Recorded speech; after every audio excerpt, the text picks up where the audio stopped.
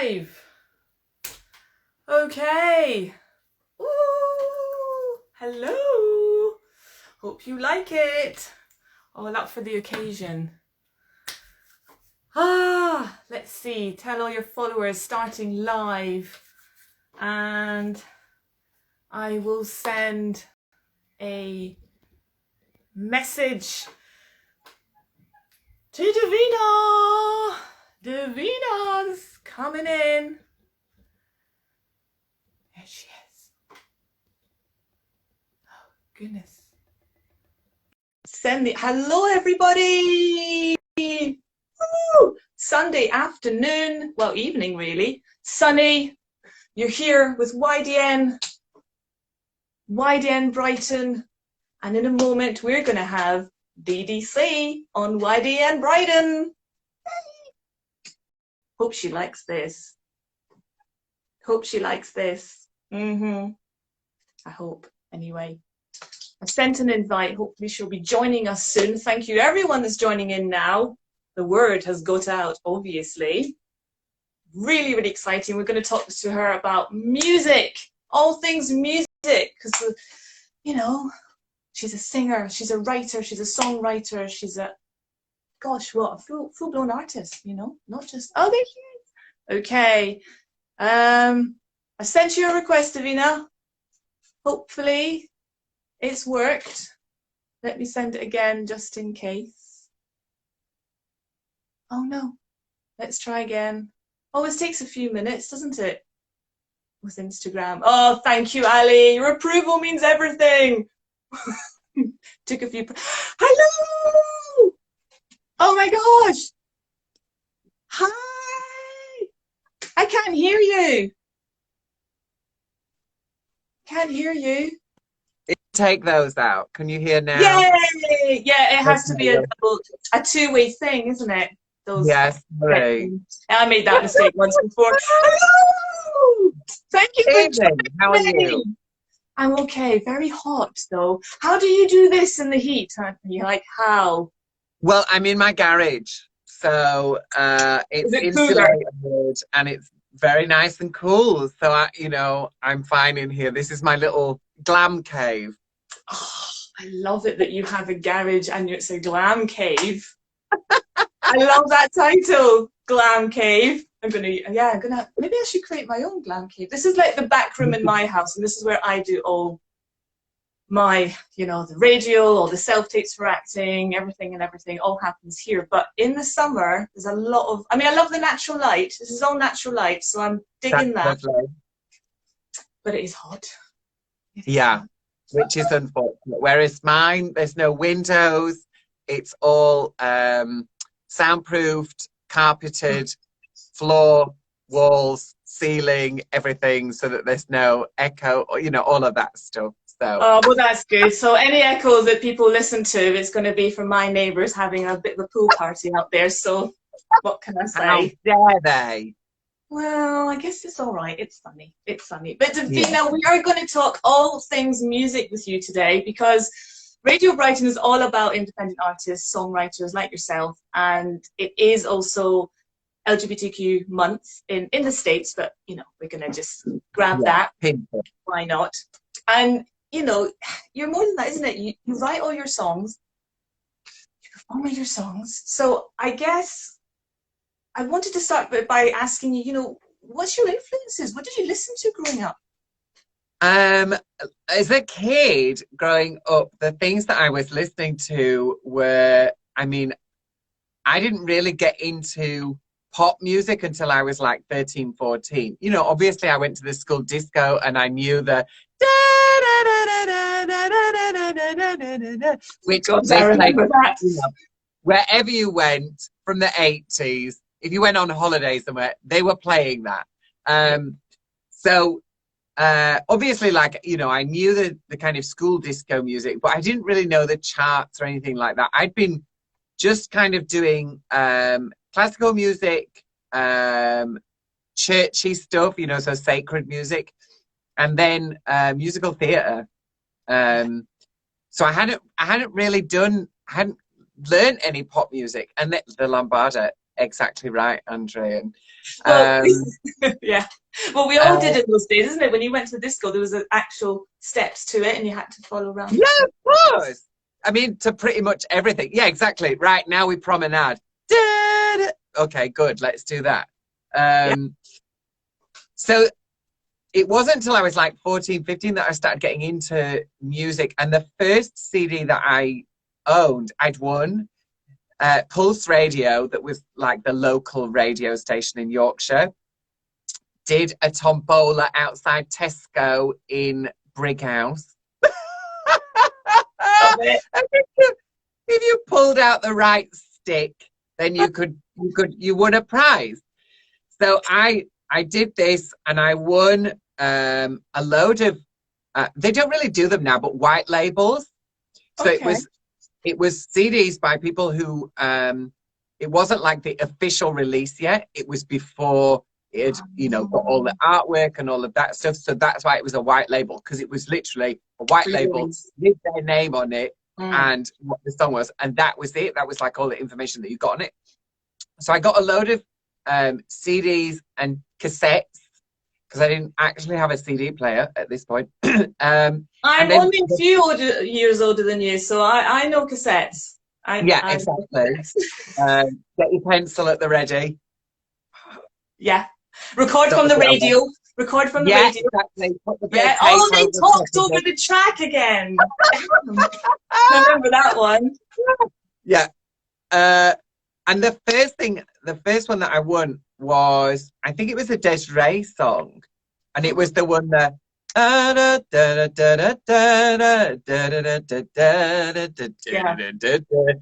where she talks about, if I met a ghost, I'd rather eat a piece of toast.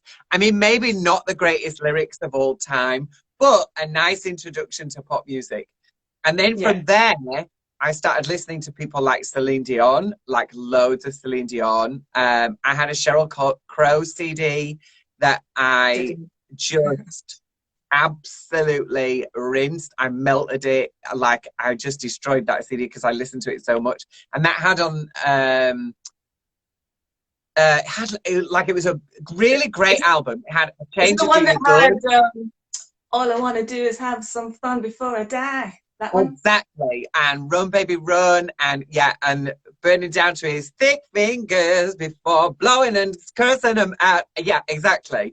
Nice. So then like CDs were still expensive then, like I was getting my pocket money was £2.50 and a single was £3.99. So how do you remember that? I mean, it would take me like 2 weeks to save up for every day is a winding road. Exactly, Vicky. Yes, exactly that. Come a little closer. So it would take me 2 weeks to save up for a single, and it would take me like a month to save up for an album, because albums were like 15 quid. Whereas now, they're half that price because it's just a digital download, and you don't have to pay for producing the actual physical thing. That's a whole different subject. Yeah, whole different subject. So then I started buying, like compilation CDs. So I was listening to lots of different people. And it wasn't really until university where I had kind of some of my own money, and, you're a bit more fiscally independent. So then I was buying like CDs all the time. And I can't remember what the shop was called. But a new music shop had opened, and they were selling CDs that, ordinarily would have been £15. Because they were like 4 years out of date, they were now selling all of these CDs for like £3 or £4, whereas HMV and all of them were still charging you exactly the same amount as it was when it came out. Yeah. What the hell was it called? It had a blue front. Anyway, it's gone bust now. Yeah. Sorry, guys. Bad times. So then I started buying loads and loads of CDs by loads of different people. And I got really into Kate Bush, Tori Amos, into, people like that, the Papini sisters, and of course, Scissor Sisters. I love The Darkness. like, oh my God, I love the darkness.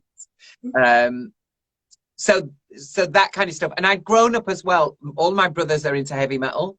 So I'd grown up around Sepultura, Metallica, Iron Maiden, like proper heavy metal. I was going to ask, because you're one of 7, so there must have been some influences from them coming through at some point. Yeah, and so That was it. That's what it was with them. And both my eldest brothers have been in bands for like forever. And they've been in Kerrang, and so they're on the circuit, they're reasonably well known, which is good. And actually that was the first album that I sang on, was one of my brother's albums. I did backing vocals on his album, which incidentally is also a red vinyl. It's like a blood red vinyl. So red was destined to be your color, let's be honest. Oh, yeah, I mean, absolutely. But the weird thing is, like, for Divina, yes, absolutely. Like, the red hair was definitely going to be a thing because of the voice. Like, I'd gone on The Voice. I'd taken that. I didn't even want to wear that wig. That was the thing. That wig. I'm so glad you shared that, because that I was really wanting to ask you, because you did share in other interviews that's where the red wig and the silver dress came from. That's where you were branded. But I thought to myself, well, did she like that? Like, it was battered. Did you have other choices? The red wig was battered. It was a hard front. It had been in a bag. It was absolutely wrecked. And I was like, guys, look, I can get another wig. It will be a similar sort of style, but it'll just be much, much nicer than this. And they were like, no, honestly, that wig is sensational. We haven't ever seen a wig better. It needs to be that wig. We love it. What? And I was like, oh, for God's sake. So yeah, from that point, I was like, okay, well, so for TV, it's going to be a red wig, and that's fine. That's, everybody needs to have their little stamp, don't they? And so that was when you kind of ran with it after that, didn't you? You just kept it as your trademark. So yeah, I mean, the red wig, 100%. Yeah, I mean, I didn't wear that. The silver dress was definitely not like, oh, I'm going to always wear a silver dress, because if you look at actually what I've done, totally different. Everything's always different. But that was where that kind of started, and that was my promo picture then for 5 years or so.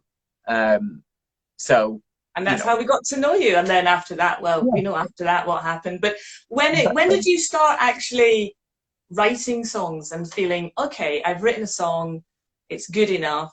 I mean, I have a feeling way before Flock Destroyers you were writing.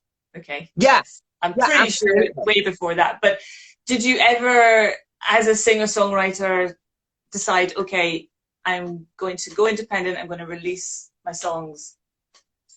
I'd been writing bits and pieces for ages and ages and ages, just silly stuff. And then sometimes, I'll rewrite a song. So I'll just change all the lyrics, and, I have various songs which are not appropriate for this time and this kind of broadcast. But yeah, that was kind of a starting place for me. And then I'd done music electives as part of my university degree. And so I had been writing bits of music for that as well. And working with other people who were like, that's their thing, that they want to be, a writer, a composer. And so after university, I'd written a few different things. I'd always been writing lyrics, but kind of poetry lyrics, so I've always been doing that. You get an idea and you just jot it down, and maybe you'll come back to it, maybe you won't. It depends whether there's every idea has a sort of expanse to it, and sometimes it's a really small, and sometimes it's, there's more of an idea there. So just, jotting those things down, I think, is really helpful. And then you can kind of take from anywhere and everywhere, So do you sometimes have something you wrote a couple of months ago, you get a new idea, and sometimes it becomes one? Do you have an app on your phone that you keep all your ideas in? I do have it in my notes. Yeah, I absolutely have. Because sometimes it's like 3 a.m. and you've just got this stuff, going Yeah. round in your head, and maybe it's like a lyric, or it's just an idea, or sometimes it's a full chorus idea. Sometimes it's just that, and you just have to go, okay, if I don't write this down, I am not going to be able to sleep. So I'm just going to type it out. And my husband will be in the bed next to me going, what are you doing? You switch the light off. Shut up. And I'll be going, I'm sorry, I'm just working. Tap, tap, tap, tap, tap, tap, tap, tap, tap. So, that's the thing with the inspiration can happen at any time. Coming to the work is a different thing, though. Like you have to bring yourself to it rather than allowing it to come to you. You have to sort of go, okay, this is the time that I'm going to work on this, and I am going to work on it in this time. I'm going to get rid of all of the distractions. I'm going to take myself away from all of that stuff, and I'm going to bring myself to the work. Yeah, that's that time management we need as artists, especially, that it's being accountable to yourself more than anything else. And like, if you do set the time, and this is something I do ask bands and single artists a lot, like, when you do set that time, are you ever late to yourself? Like, or you really strict? Are you good at that? When I've made the decision that this is what I'm going to do, I'm generally pretty good at getting on and doing it. But I also like to sleep a lot. So I may well halfway through just go, oh, this sofa looks really comfy.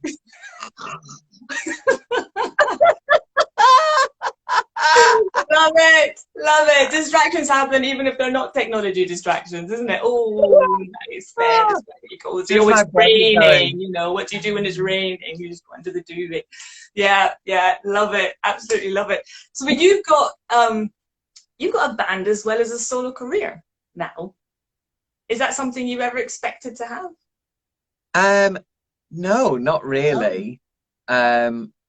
So how does a songwriter deal with that, really? Because if you're writing all these lyrics, how do you know which one is for Frock Destroyers, and how do you know which one is for you as a songwriter? I mean, we're really lucky that we get to work with Leland for the Frock Destroyers, who is just fantastic. And if you're not following him, then hurry up and do it, because he is, I mean, for real, he is smashing it at the minute, like Emmy nominated songs. He's just everywhere at the minute, and just watching the amount of stuff that he's producing, I'm just going, I don't know how have you got time to do all of this? It's it's really, watching him is incredible. And he it's very much a kind of conversation with him. And I think that the Frock Destroyers is a different vibe to what it is that I'm doing. There's similarities and there's crossovers, but it's also a different thing.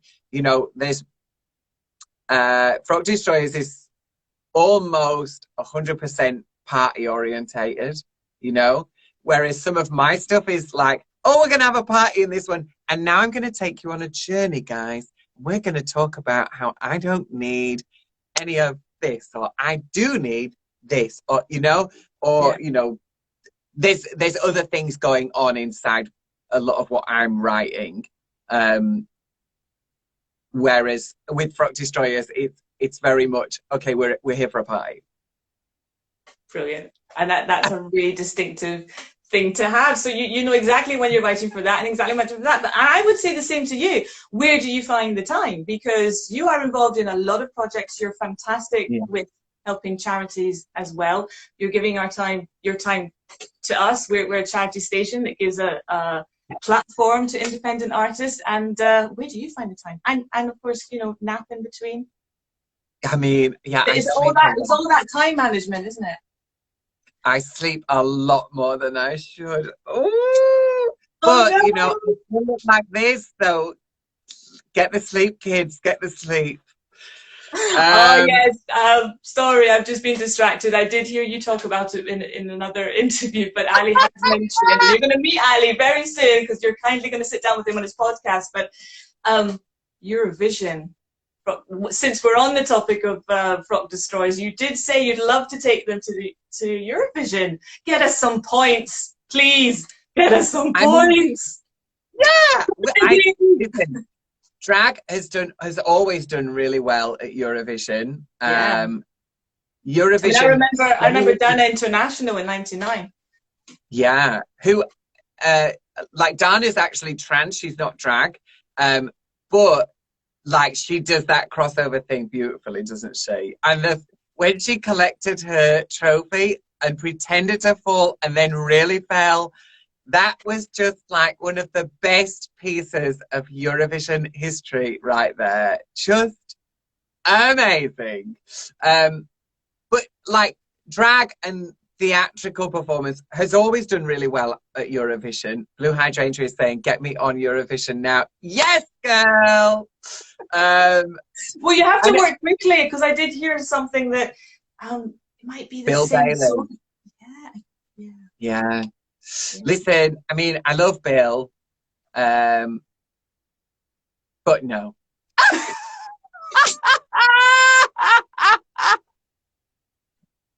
So get in there quick. Just keep nagging. I mean, our petition is doing really well at the moment. Just Google Frock Destroyers Eurovision petition. It's not ours, somebody else set it up. That sounded like I'd set this up, didn't it? You gotta know guys. No, so I don't know who set it up, but that's doing really well. I think that's at 14,000 votes now or something, which I mean is probably more singles than was sold this year for the Eurovision entry. So, I mean, come on. Online's doing well in this crazy time, that's for sure. Exactly. But I tell you what, a little bit about independent music, independent artists versus label, because I just want to pick your brains on that. What, because you're kind of in the middle of it all a little bit, because Peg are both, so you've landed really well there. Are you happy I don't know if you're as dictated by them as a label as other people are with the bigger labels? No, absolutely not. But that's because it's about what I want to produce anyway. So it's me stumping up the cash. It's me paying for everything. Which is something that people don't know. They don't realize that, even yourself, where you are in the industry, in your career, you're still paying up for things. Oh yeah, absolutely. And let me tell you, that shit is not cheap. It might sound like it was. It definitely was not. Quality is expensive. Quality is expensive, people. Where's your charity fund? That's what I want to know. Oh my goodness. I mean, a lot of girls have done, Kickstarters or GoFundMes or stuff like that. And I just feel like, for me, asking somebody who is going to work on the checkout or going to work in an office, or I feel that's wrong of me to ask them for money so that I can make my art. I don't think that that's how that should work, especially when I'm not getting paid the mega bucks that some of the American girls get paid. Absolutely not.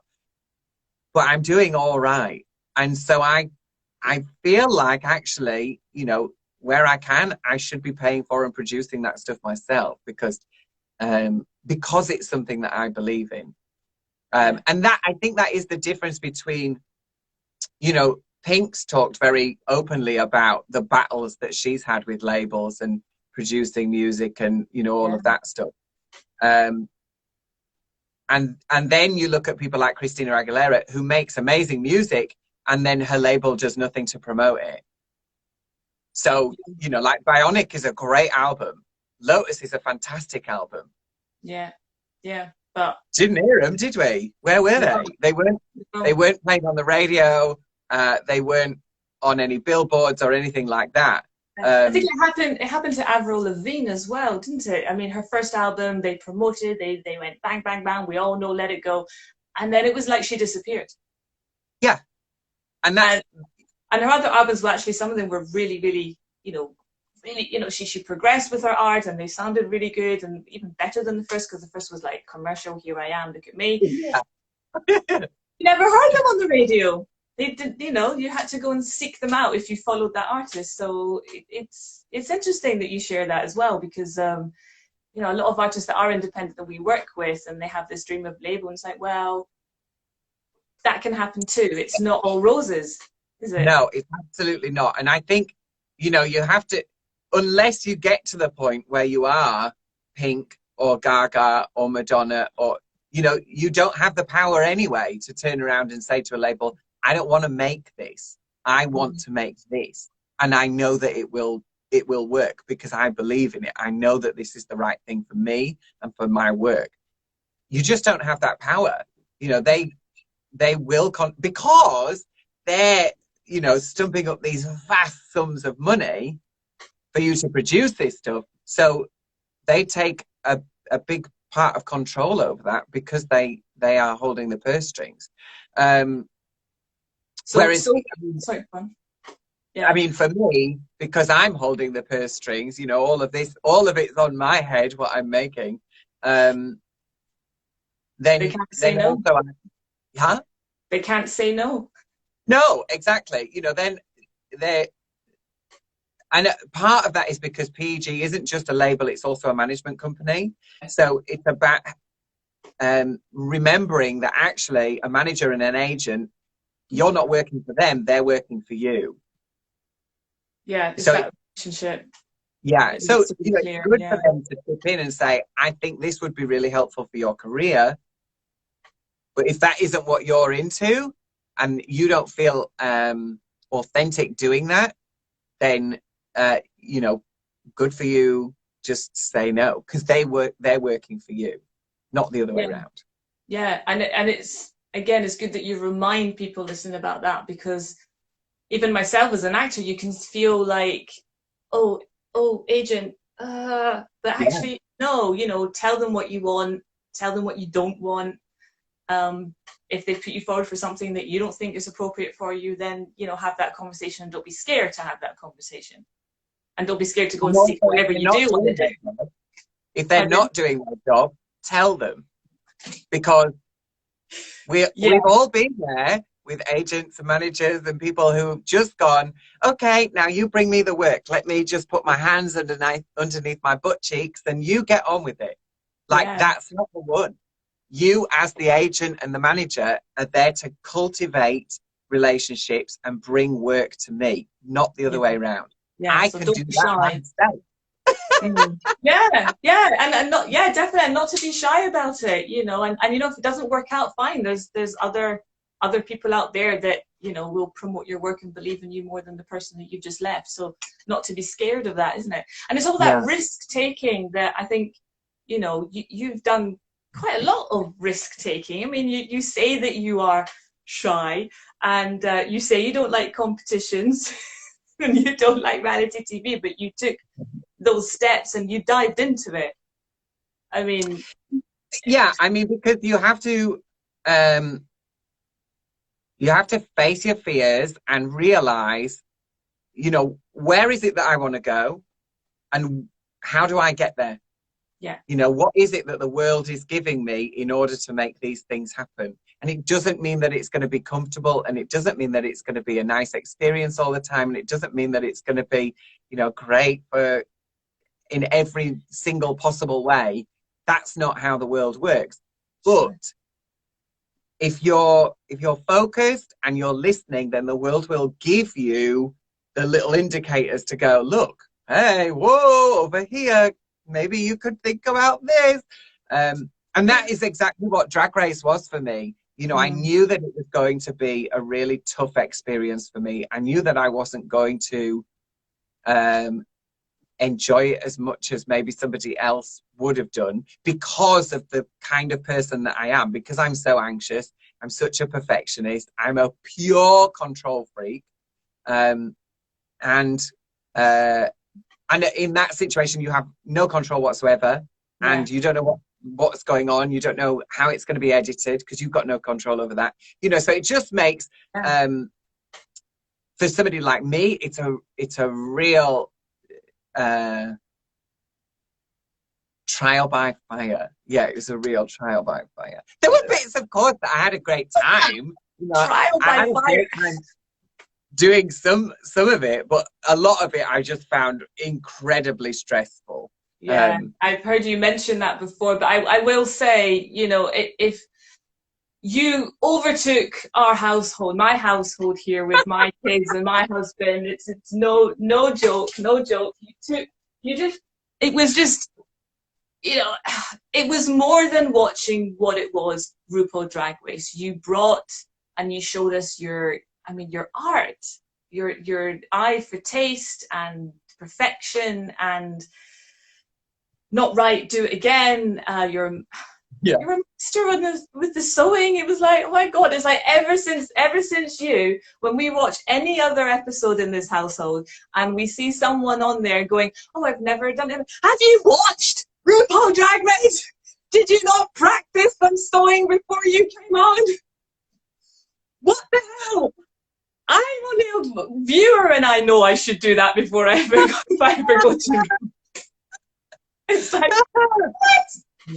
what? I thought as well that I'd packed a lot of my outfits. I use it's a stretch leotard that I've cut up so it fit perfectly on my body. Just a dead cheap, like £3 stretchy cotton body from eBay. Just cut up, and because it's got sleeves are like the most difficult thing on any outfit. Everything else is kind of fine. You can do the tailoring, you can work it out, you can make it work. But sleeves, if you don't have that bit right, it's just going to look like what the hell is on your arms. So I thought I'd pack that, and then when I unpacked everything, I was like, oh no, I didn't bring it. Which was why I went for those big puff sleeves. Okay. You don't need a pattern that way. Because all it is you've just gathered it round and then you're just stitching that in. So like I didn't need, because the arm shape is like, it goes like that and then comes down, but it has to be the right size for the armhole. I don't know how to do that. I don't know how to make that. I don't know how you did any of it. And I think that the one that I was actually at awe with is when you made that outfit out of the reusable bags. Yeah. And which is why that had the big puff sleeve in it, because otherwise there was no way I was going to be able to make it. That was insane. That was insane. Well done for that one, because they just rip apart even when you're not trying to make a garment out of them. Romance is mad. I want to move on to one more thing because I really want to get this in. And you came on The Voice and you gave an operatic song, and here you are, a few good years later, you are in rehearsals, aren't you, for a very, very special part. And a lot of people have watched the film, which of course that song wasn't in the film. It was. No. And we are talking about Chicago, and we are talking about Mary Sunshine, a part that you have landed. But before we carry on the discussion, I've done a little bit of a homage to a transformation outfit, but not as good as you guys. So here we go. So you know the jacket. Okay. Here we are. Oh yes. The presents for you. Yeah. Chicago. I love that. Give me a bit of fringe. Give me that 1920s flapper fringe. Yes. Yes. There we go. I'll give you a little bit of shimmy as well. Here we go. So how did that happen? And how exciting is it? Oh my goodness. Yeah, super exciting. So I had auditioned for another musical, but I'd gone in, I read the script as if it was like a normal play, so a real play. Don't do that when you go to a musical. Yeah, don't do that. That's a fail. So then, consequently, going back for this, because then I watched that, I hadn't seen that show and then I saw it that night after the audition. So I was like, oh, well, I don't think I got that. And then, so this, I already knew who, you know, the part. I knew who she is and what she does and all of that stuff, Mary Sunshine. And I've been singing this song for ages and ages and ages. So when they came to me and said, oh, would you be up for auditioning for Chicago? I was like, yes, I would. Am I going to be Velma Kelly? Even better, baby. Exactly. Mary Sunshine. Come on. So, so they came and said that, and then the process was that I did a couple of video auditions. So I sent off a reel to them of me delivering the script and then singing the song as well. And I've got proper camera equipment here, so I've got a proper video camera, you know, proper TV video camera thing and lights and all of that stuff. And I went through all the. It is a Canon C300, yes. That's the one. Yeah. I'm yet to purchase. I'm saving up. Yeah, well, I got mine is secondhand, and it's a Mark 1, so it wasn't like the 16,000 jobbie. It was, you know, considerably cheaper than that. My goodness, but definitely worth it. Really fantastic camera. I went through all of that, and then I watched it back, and I thought, well, do I put the reverb on my voice? And then I thought, no, wait a minute. This isn't how you do it. No. So I filmed it on my phone instead. And I said to them on the thing, I have all this sound equipment, all this camera equipment. I could make myself sound glorious, but actually I want you to hear me as you would, because otherwise, you know, I'm cheating. And I want you to hear exactly what I actually sound like. So then I did that, and then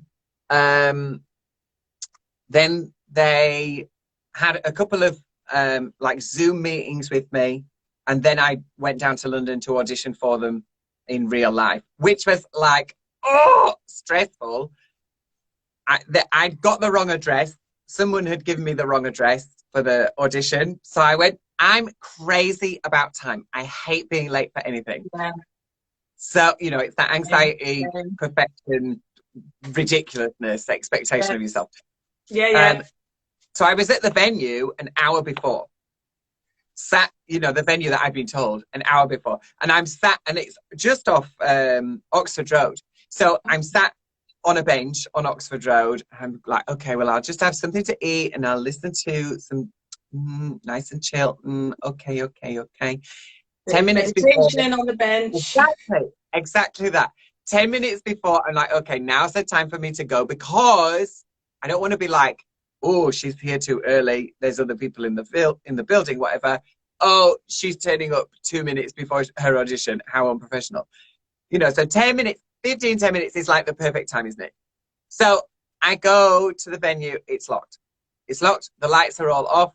There's nobody there. And I'm like, looking at my phone. Well, this is where it's, oh my God, this is where it's, and my heart's going like, oh, where am I supposed to go? So then I have to go through the emails and find somebody's phone number, and I ring her, and she says, oh, I'm really sorry. Yeah, we're not there. We're at the office. This is let me text you the address for the office, but don't worry, it's okay. We'll see you when you get here. It was 45 minutes walk away. So I was like, ah! So I got myself there with you. Oh my God. So I was still 10 minutes late, but not 40 minutes late. God. But they were dead nice to me. And then they were like, okay, can you sing through the song? So I sang through the song. And then they said, okay, can you do this little bit like this? So I did it like that. And then they were like, okay. And then do this bit. Okay, fine. Good, lovely. So you've obviously warmed up this morning. And I was like, no, this is my warm up right now. And they're like, what? I was like, well, I came down this morning. I couldn't very much be like in Coach B going, oh. It don't really work on the train, does it? No, so they were like, it really doesn't. Although you could put your hat out and busk at the same time.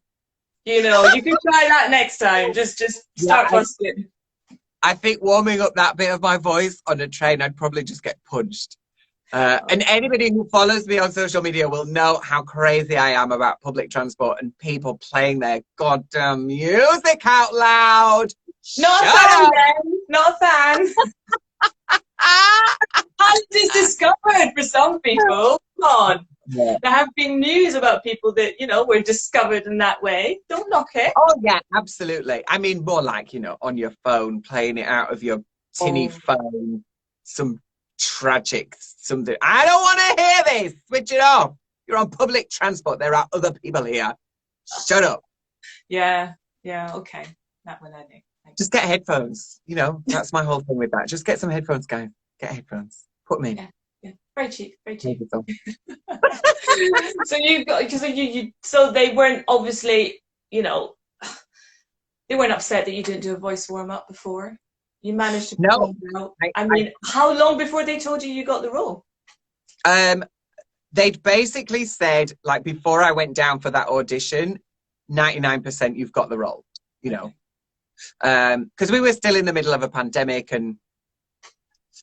Yeah. You're making me travel on public transport and then, you know, come in a room and but they were like, no, 99% you've got it. We just have to see you and see what the energy is like in the room, you know, because it's easy for somebody to play it 50 times into the camera and then just send you the best bits, isn't it? That's easy to do. Yes, it's one of the things that I have discovered to love about self-tape auditions. So when pandemic started, it's like, oh no, can't go in the room anymore. It's not going to be the same. You need to learn all this technology, and oh my God. And you know, I've never had a softbox before, so I get a softbox, which is to my left here, and then I've got the screen, which is to my right here. You know, the grey on one side, green on the other side, just in case I get asked to do some green screen stuff. And then you have to learn all the editing tools and all that. So I think for a lot of us, it was pretty daunting at the beginning. However, as time has gone by, being able to do 10 million takes and choose the best one to send off is absolutely glorious, isn't it? It's definitely helpful. It's definitely helpful. But I haven't quite clicked that in my head. So I'm still just doing, like, I do 3 takes and then I send them all 3. Whatever happens in those 3 takes, that's what they get. I know. You get away with sending all 3. You get told off for sending all 3. Oh, I just say, look, I, you know, in my little email or whatever, I say, I wanted you to see it in a couple of different ways. These are the choices that I made because of this and blah, blah, blah. You know, whatever. I see. They go. You explain your takes. Yeah, of course. Of course. Here are the artistic decisions I've made for this particular, you know, rendition. If you'd like a different decision, that's also here. So is it like angry, sad, happy? Yeah, I mean, yeah, it can be that, absolutely. You know, it depends on the sass level. How much sass do they want? Fair enough. So have rehearsals started for Chicago or not yet? No, not yet. We start in August. So rehearsals for Chicago start in August. And I'm going to be in the show September, October and November. So I'm starting, I think we start in Scotland and we have 3 weeks in Scotland. And then I think I'm in Bradford, which is exciting because that's the first theatre that I went to see a musical. It was the first place that I met the cast backstage. It was one of the first places I saw a ballet, first place I saw an opera, you know, so I'm excited to be going back to there. Yeah, that's really, really special. Have they cast Billy yet? Because that's still. Yes, they have. So this week it was announced that Darren Day is going to be playing Billy Flynn for the first 10 performances. And then after that, it will be somebody else. Oh, somebody else. That's good that they're giving other people opportunities, or is he just not available after the 10 shows? I'm not sure. He might just not be available. I mean, you know, once I meet him, maybe I'll come back and let you know why the reason was. Please do. Love to get all that. And are you it's supposed to be on tour after the UK, isn't it? A world tour, is that right? Yes, I believe so. They had asked me to do the full year because the tour itself for the UK was going to be a full year. But I couldn't commit to that because of Frock Destroyers and various other things that are kind of happening in and between. So happens, I guess. Yeah, so they're going on after that. I mean, hopefully what will happen is they'll ask me back, you know, like Bianca's been asked back to, everybody's talking about Jamie, so that I can just drop in, do another couple of months or 3 months or something, and then drop out again. And what a great, what a great place to be in your career now, isn't it?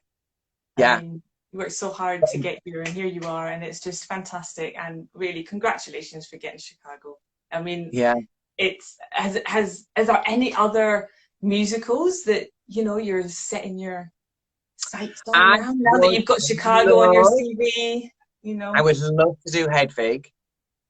Okay. Hedwig and the Angry Inch. I'd love to do that. Nice. That would be great. Also, I mean, of course, La Cage. I would love to do La Cage au Fall. I'd done it as an Amdram, and I was Chantel, who is the she does all of that stuff. But yeah, I think I do a good job at that. And also, I'd love to do Annie. Miss Hannigan has quite often been played by a drag. Yeah. And I'd love to do that. Little girl. That hasn't been on for a long time, Annie. Yeah, a few years. It was Craig Revel Horwood was in the last tour of it. Yeah, and gosh, fingers crossed your tour will all happen. I know, it's just, I don't know what's happening Monday. There's just been rumours, isn't it? There's going to be all these announcements about. I mean, I think we do all really know, don't we? We know that it's going to be pushed back a month. We know that. Yeah, just hoping, because we have a wonderful free gig for independent artists booked for the 18th of July. And if the announcement goes ahead the way we think it is, it's going to have to be not cancelled, pushed to another date. I have to stress that. Definitely. I mean, not cancelled.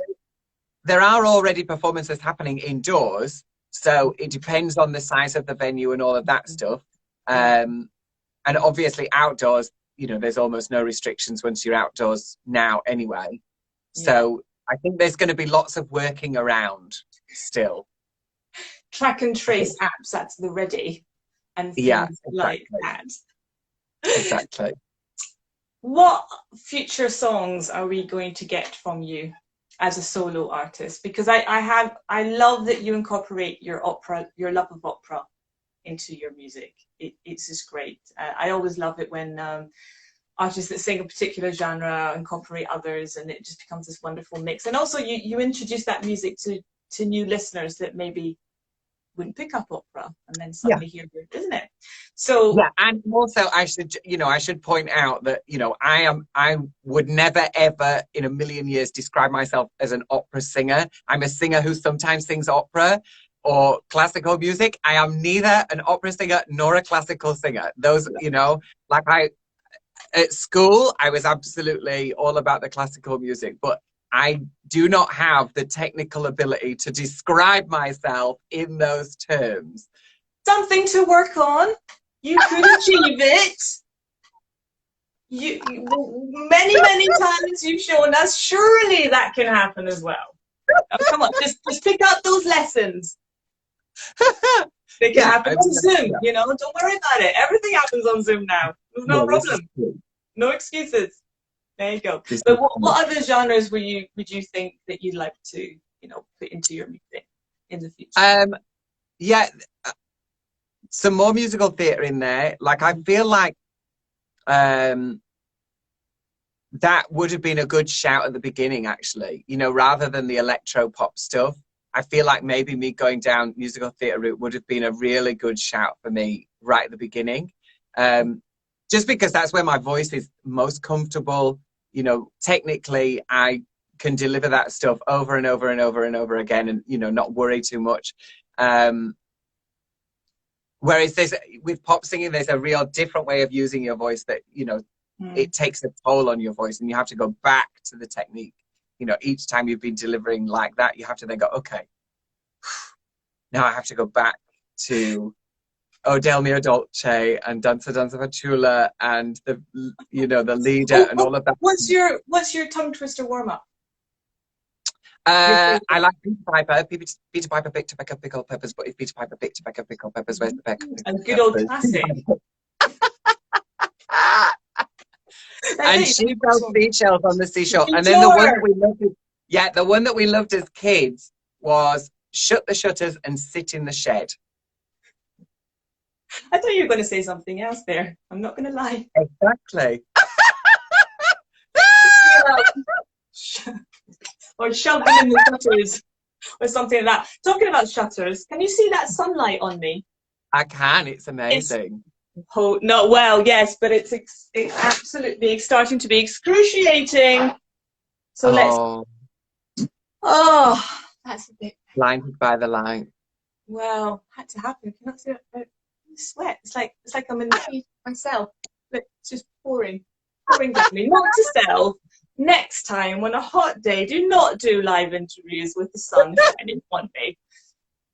It's just going to ruin all of this. This is crazy. Nobody told me. What am I going to do? Oh, goodness me. Thank you. What can I say? Thank you so much for replying to our message. And we were really, really excited when you did. It was 1 minute past midnight, so you don't sleep at night much, do you? Sorry, I know. I'm trying to get better at not. I'm trying to get better at not having my phone by the bed, my bed by the phone, my phone by the bed. I'm trying to make, you know, those changes to just make yourself, you know, better. Exactly. More nighttime. Exactly. Yeah. Although, I did want to share with you, because one of the things, one of the Instagram posts that I loved the most back at RuPaul days when Frock Destroyers made it to Radio 1, and I think it was the first time you heard it on Radio 1, and you were in the car, I think you were in a moving vehicle of sorts, and you just went,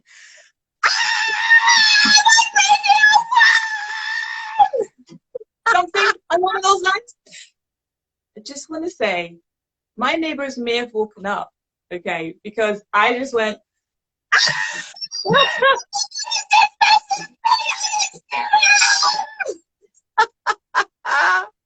So, you know, that's what happens. So thank you for sharing, you know, letting other people reach out to you and be inspired by you and giving us your wonderful time and your knowledge and inspiration and all of those words, because it can just go on. And maybe I have to get the dictionary if I want to fill up the next 10 minutes. But it's just lovely that you do. And please carry on doing it, because it just makes the whole, you know, the whole creativity wheel keep turning between us all, because we are a community no matter where you are.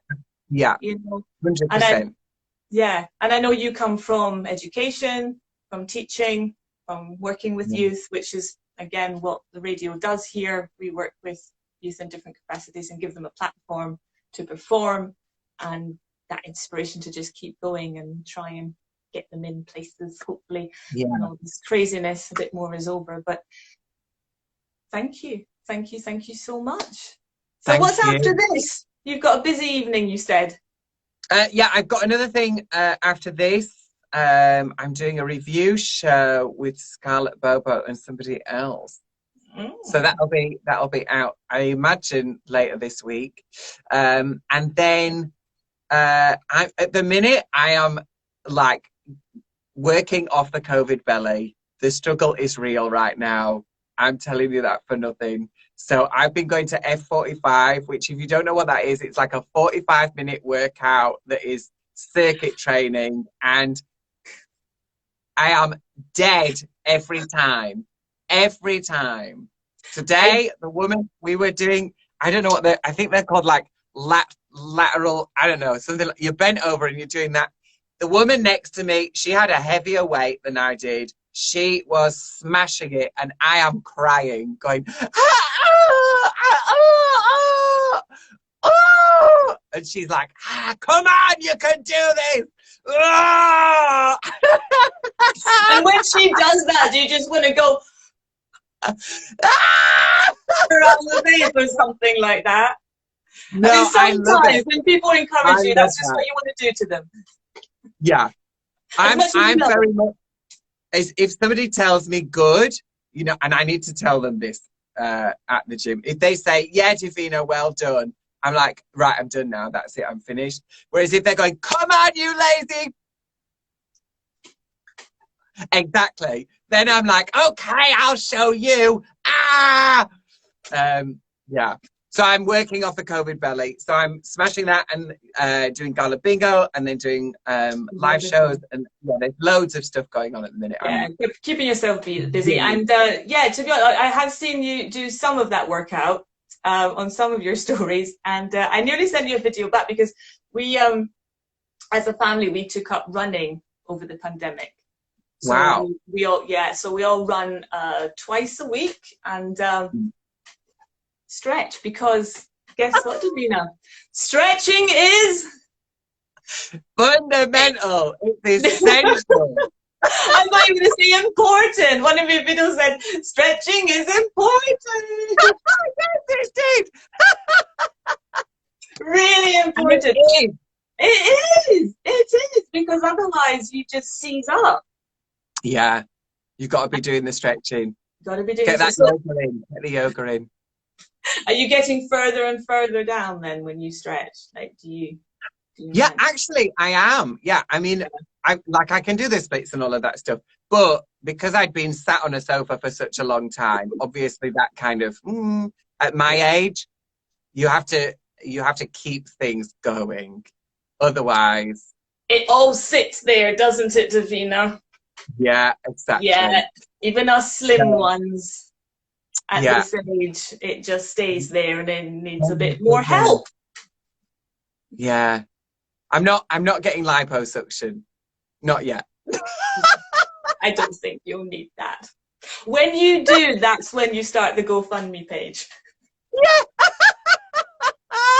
But I'll allow you to do it then. But until then, just keep on stretching and doing your gym visits and you'll be good. Yeah, and it's also on the run up to Chicago, isn't it? You're going to need to be fit for that. Yeah, which is a big part of it, to be honest. I just want my body to be strong again. You know, I'm not that worried about the wobbly bits. I'm more worried about conscious. I'm more conscious about my body being strong enough to deal with tour life, because it's hard on your body. Like, you know, pop stars train properly before they go on tour because it's so hard on their body. Yeah, it's the stamina as well. Yeah, night after night after night. You'll have to resist that week, baby. 8 shows a week. Woo! You might have to take that pillow with you and just kind of like as a comfort blanket in between. Yeah, I think probably. Right. I know you're in Oxford, aren't you? You're going to do one in Oxford, I think, which is the... Yes. It's not coming to Brighton. No, Bromley. I'm in Bromley. Brighton. Get Brighton on that list. Yeah, sorry. Wow. Although I am doing something in Brighton. There is something happening in Brighton soon. But I'm not 100% what the date is. Oh. That's not very useful, is it? That I don't know my diary off my head, but... It's okay. It's okay. I think I messaged you. I've been doing some Fringe performances, original writing. It's been fantastic being at Brighton Fringe at the moment. And yeah, I think one day I forgot a date and somebody was asking me, when's your date? I'm like, I think it's that one. Yeah, I think I was doing one of my broadcasts. I think it's that one. Gosh, I hope I get there on the right day. But when you get busy, you can forget. Yeah. You know? So who's your PA? Is it your alarm in your calendar, or is it? Yeah, it's all in my calendar. Yeah, I go by that each week. I am, because everything, I'm one of those people who's quite a lot of the time I've got things booked in for like the next year and the year after. So, and I try and do things in blocks. So I have a big block of time booked out so that then I'm not having to go, okay, I'm here, you know. Rebecca, I am coming to Glasgow, darling. Yes, Chicago is going to Glasgow. I saw Chicago on is the coming list. to Glasgow. Yeah. And hopefully I'll be there in December as well at AXM. So come and see me in AXM. Nice. So when you know the date of Brighton, let us know when you're coming to Brighton. Okay, I will. Again. And before I forget, actually, because I nearly forgot, and you're going to go in a minute, have you ever worn a balloon dress? Balloon dress. I feel like I must have done at some point, but I can't. No, I don't think I. Oh, have I? Now, I would say if you have to think about it, either you I haven't or probably the experience was not good enough. You know what I mean? Yeah. Luckily enough, I know someone who can put you in an amazing balloon dress. Oh, gorgeous. That would be great fun. Okay, I will forward you the pictures and the details, and she will be in touch about a balloon dress. So when you come to Brighton, we'll put you in a balloon dress. Stunning. Let's make this happen. There we go. We're done. It's done. It's done. Just let us know when. Divina, I will let you go now, although I could hang on to you forever. It's been such a pleasure to talk to you. A joy. Great. Fantastic. Thank you. Lots of love.